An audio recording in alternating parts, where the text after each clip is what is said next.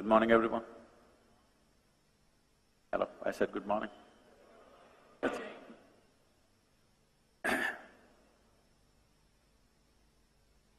the moment we are born as human beings, life has become very complicated. If you had come here like any other creature on this planet, stomach full, life settled. Once you come here as a human being, stomach empty, only one problem. Stomach full, 100 problems. Because what you call as human is not going to be settled by fulfilling your survival needs. If you had come like any other creature, survival would fulfill your life. Eating, sleeping, reproducing, dying one day would be a complete process. Once you come as a human being, all these things you have to do, but only when survival is in question, it means something to you. Once it is there, it means nothing to you. Because what is human kicks in only after your survival is taken care of. So, what is this whole thing? In the evolutionary process, we are supposed to be on the top of the pile on this planet. If you look at this topmost creature on this planet, also the most miserable creature on the planet. Every other creature, if their survival requirements are taken care of, they're just quite okay. Maybe they're not ecstatic, but at least peaceful. But today you see, human beings, even the so-called spiritual leaders unfortunately, are saying peace is the highest goal in your life. Just now somebody asked me, how to attain ultimate peace? Spiritual leaders are going about teaching peace of mind is your goal. Such people will only rest in peace. It'll only happen when they're dead. Till then it won't happen. Peace is not an ultimate goal of your life. If you want to enjoy your lunch today, you must at least be peaceful, isn't it? Hello? Are we in talking terms? Are we in talking terms or is there a problem? Is it true, if you want to enjoy your lunch, if not joyful, at least you must be peaceful? If you want to enjoy the people in your home, if you want to enjoy the people at work, if you want to enjoy the process of work, at least you must be peaceful, isn't it? So is this the ultimate goal of your life or is this the most basic requirement in your life? It is the most basic requirement. Now this basic requirement has become impossible for a whole lot of people because most people are in a constant state of mental diarrhea. Yes. They think it's intellectual. There's nothing intellectual about it. You lost control over the faculties of your mind. Yes or no? Is there something intellectual about always buzzing with thoughts? No. You just lost control over the fundamental faculties of your mind. And you think it's intellectual because there are a whole lot of people around you in the same condition. Now, whether it's your body or your mind, if I want to use this hand, it moves, otherwise it sits down here. This is a useful hand. Suppose my hand is jumping around all the time, would look ridiculous or no? You must talk to me. Those of you in the darkness, I don't know, they've set the right kind of lighting for you, I'm being blasted. That's good. They've set the right kind of lighting for you to doze off. I don't even know what they say, oh, that's nice. Somebody's very responsive out there.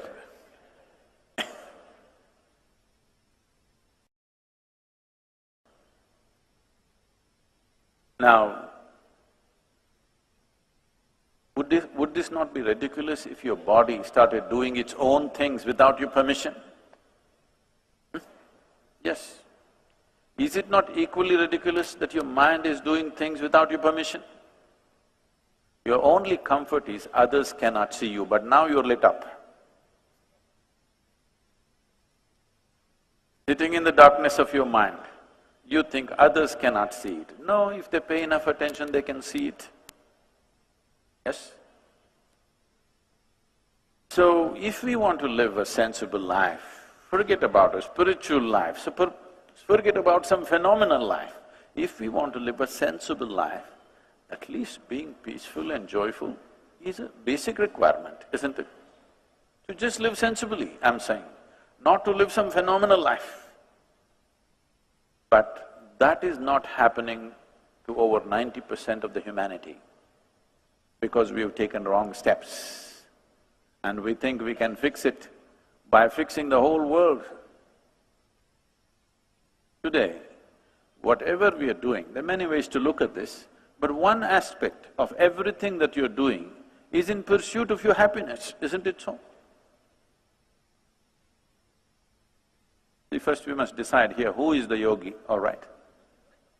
If you think you can just stare at me like this, I have a very long practice.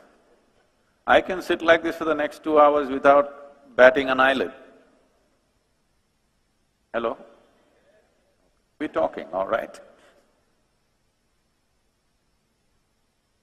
Is it true that if your body and your mind took instructions from you, naturally you would create utmost pleasantness for yourself? Yes or no? If unpleasantness is happening, obviously your body and your mind not taking instructions from you.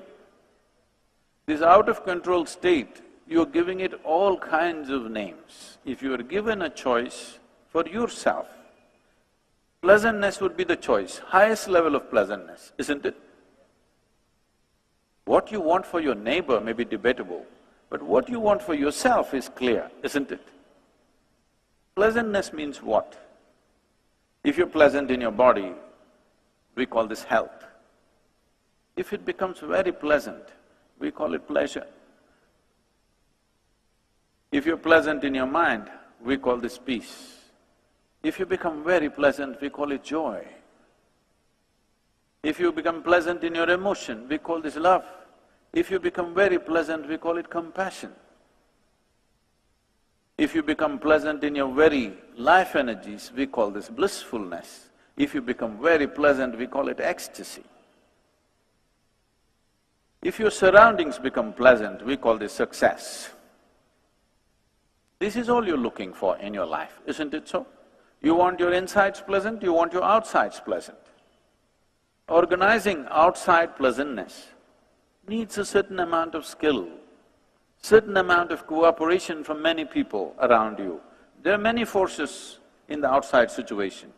You must have the skill to get the cooperation of… If you can keep the cameras down, please, those of you who are on…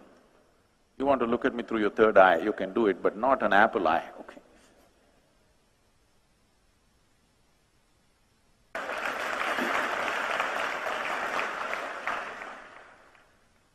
To create external pleasantness, it's a certain level of skill.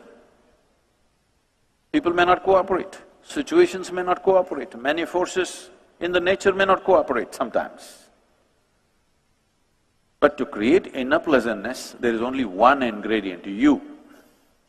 Only one inside of you? I'm asking you. Only one? Nobody else? No, because there's a whole lot of spiritual jargon happening, my ahankara, my atma, my paramatma, everything inside. See, if there are more than one person inside this body of yours, either you're schizophrenic or you're possessed. You either need a psychiatrist or an exorcist. So I hope it's not the case. Just you, right? Just you means easy. If you are willing, nobody can mess with this. Yes or no? You want to create pleasantness in your home, your family must cooperate. they never cooperate 100%. Yes or no? They cooperate, but never 100%. Have you found one person in your life, your husband, your wife, your parents, your children, your friends, your partners, anybody, have you found one person in your life who is 100% the way you want them? No, not even your dog. Huh? Because these days they do their own thing, you know.